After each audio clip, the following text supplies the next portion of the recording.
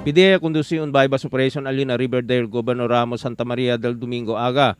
Resulta con el arresto del dos mga persona.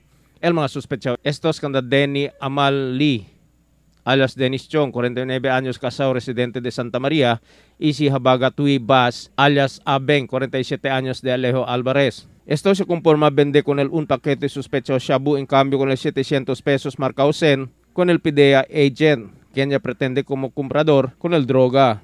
Si Habaga Tui Bas ya procura pa escapar después con el aresta. Ya anda daw salta na bentana sa na segundo piso del casa onde sila taarkela. Pero ya puede siempre con el agarra el mga operatiba del PDEA. Ya puede kumpiska kanila mga suspechao shabu, 700 pesos marcao sen, 10,000 de pesos. Takre sila kay encontrada del vendida del droga prohibido, pesador, cellular phone y el mga drug paraphernalia. El pesadez del suspechao droga prohibido ay alcanza 25 gramos y tiene valor de más o menos de 40,000 de pesos. Mga suspechao talya detenido na selda del PDEA Upper Calarian y esperanza ay planta kaso kontra kanila na korte.